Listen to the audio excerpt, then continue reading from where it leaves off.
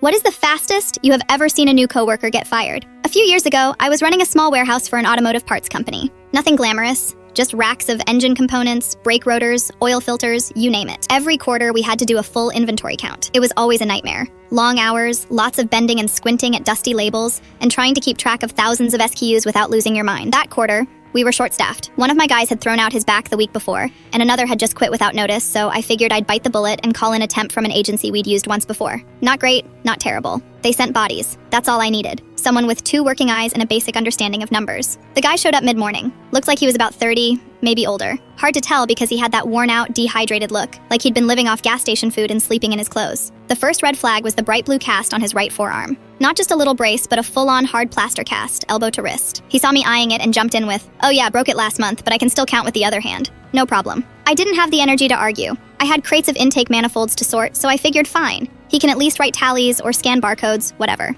I walked him through the basics, showed him where the clipboards were, how we tracked bins, what numbers to look for. He nodded along, didn't ask any dumb questions, and for the first hour or so, he seemed like he was doing okay. Around noon, I headed out for lunch. There's a little taco truck down the street, and I figured I'd earned a 30-minute break. When I got back, I immediately noticed something was off. The counting sheets hadn't moved, the scanner was on the ground, and the temp guy was nowhere near the shelves. I found him in my office. He was in my chair, leaned all the way back, mouth open, completely zoned out. At first, I thought he'd fallen asleep. Then I noticed the can of air duster in his lap. You know, the kind you use to clean keyboards? He must have grabbed it off my desk. The nozzle was still pressed against his face. I stood there for a second, just processing it. This wasn't a 19-year-old kid messing around. This was a grown man, passed out in my office, huffing air duster. I kicked the base of the chair hard enough to jolt him awake. He came to with a snort, blinked a few times, then looked at me like I was the one who had some explaining to do. "What the hell are you doing?" I said. He looked down at the can in his lap, tried to casually set it on the floor like he'd just borrowed it for a second, then stood up, wobbling. "Sorry, man, my head hurts. Needed to sit down." "Get out," I said. He didn't argue.